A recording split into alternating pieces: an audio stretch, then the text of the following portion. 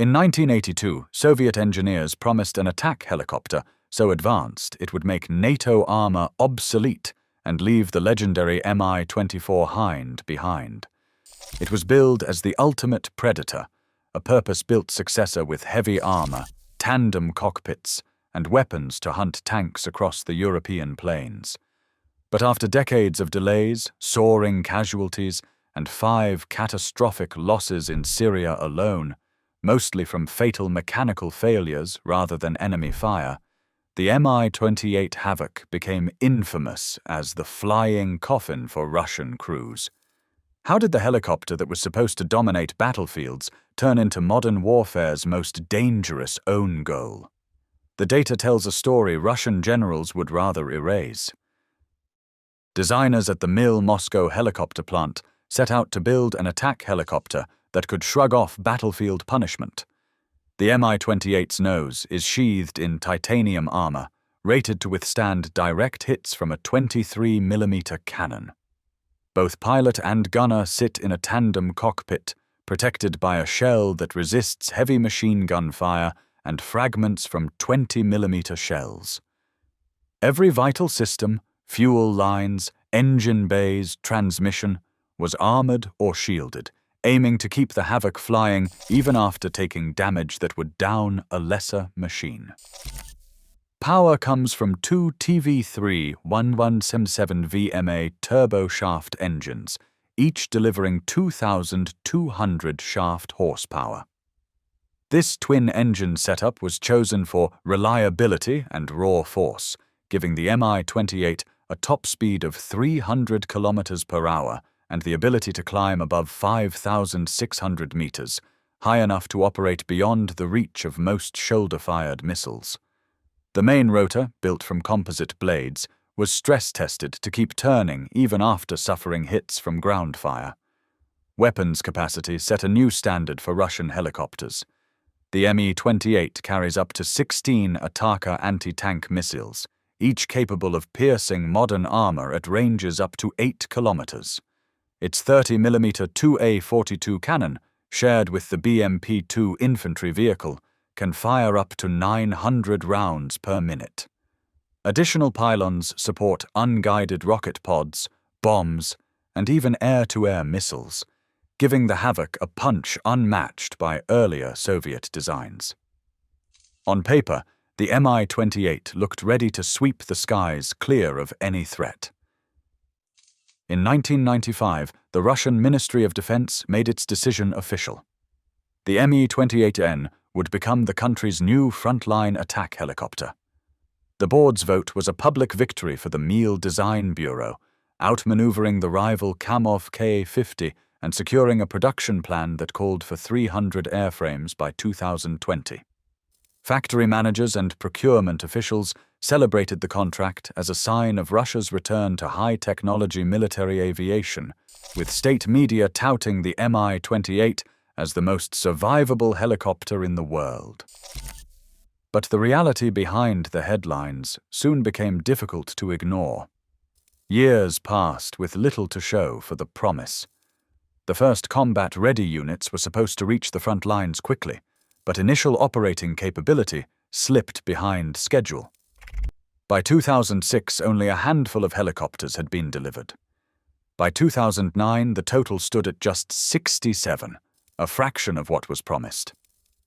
Budget decrees and shifting priorities slowed assembly lines, while the Ka-52, supposedly beaten in the competition, continued rolling out in parallel. The military's own procurement data revealed a growing shortfall. By 2019, production targets had been cut by 40%. Export hopes faded as overseas customers hesitated. The Mi-28's journey from boardroom triumph to operational reality was already showing the first cracks long before the helicopter faced its real tests in combat. Operational testing of the Mi-28 in the early 2000s relied on a handful of prototypes, each flight logged with the hope of proving the helicopter's worth. In June 2002, a test crew was forced into an emergency landing after a sudden hydraulic failure mid-mission. Both pilots survived, but the aircraft was grounded for months, its systems stripped down for inspection. The incident was chalked up to teething problems, but it was only the beginning. In August 2004, another Mi-28 went down during mountain trials. This time, the outcome was fatal. Both crew members lost their lives when the helicopter crashed in rugged terrain. Investigators cited a combination of engine performance loss and control system malfunction, with high-altitude conditions pushing the airframe beyond its limits. The accident cast a shadow over the program, raising questions about whether the Mi-28 could withstand the operational environments it was built for. October 2008 brought a third blow.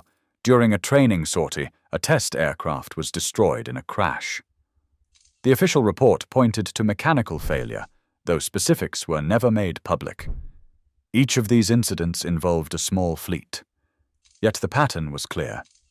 Mechanical breakdowns were not isolated events, but recurring hazards.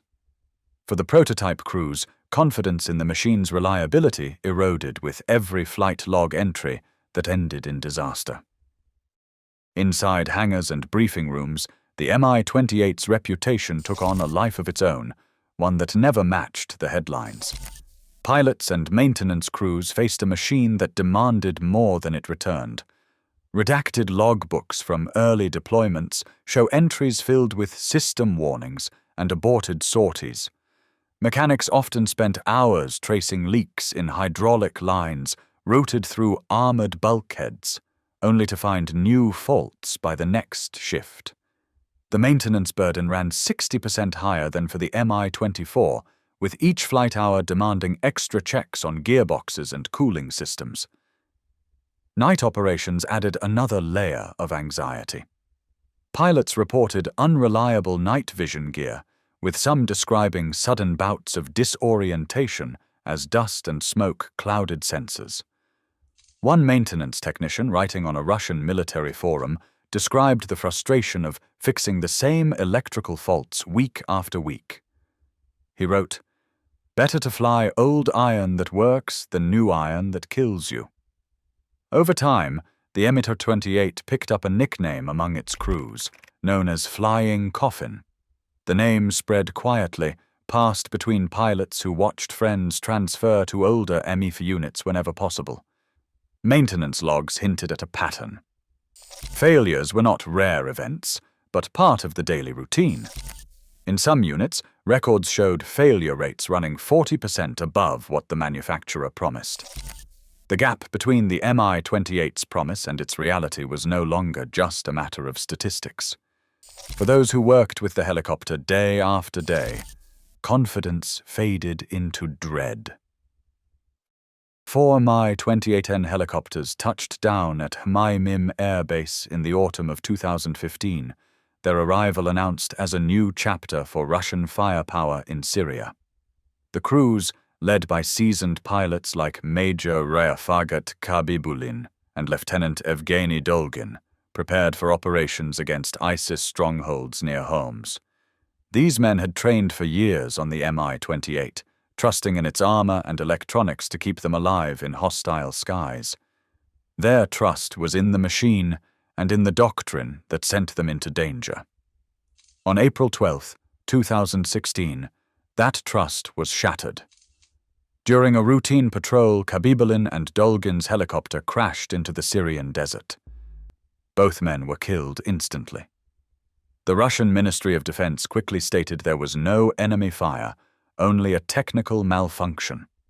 Images of the wreckage, scattered across the sand, spread quietly through military circles. The wreckage raised questions that official statements did not answer. For a machine built to survive the worst, the loss of both crew members in peacetime conditions forced a hard question. Had the Mi-28 become a risk to its own pilots? The tragedy at Homs would not be the last time that question was asked. Within 2 years of the Homs disaster, 3 more Mi-28s were written off in Syria, each one lost during routine missions, and each time with both crew members killed. Official statements blamed technical faults, night operations that ended in sudden dives, hard landings that shattered the airframe, and systems that failed without warning. Flight logs showed a pattern. For every 280 sorties, one Mi-28 was destroyed, a rate far worse than the Mi-24's record in Afghanistan, where most losses came from enemy fire, not the machine itself. For the Mi-28, every crash meant a total loss. No ejection seats, no survivors. Forensic reviews pointed to the same culprits: engine failures in desert heat, hydraulic lines ruptured beyond armored bulkheads, and rotor blades delaminating after just 40 hours in sandy conditions. The numbers forced a reckoning beyond Russia's borders. Algeria grounded its entire Mi-28 fleet twice after 3 accidents. Iraq slashed its order from 16 to 4 helicopters. Kenya cancelled its contract entirely. Venezuela turned to the older Mi-35, citing reliability. Trade publications and independent analysts began to ask whether the Havoc's problems were isolated flaws or evidence of a design fundamentally unfit for combat. Export customers, once eager, now saw the Mi-28 as a risk not worth taking. Today, aging Mi-24s outnumber Mi-28s on Russia's front lines, while export customers walk away. In modern warfare, reliability outweighs reputation. The Havoc's fate is a stark warning. Engineering shortcuts can cost more lives than enemy fire. The real test isn't ambition, it is survival. What do you think?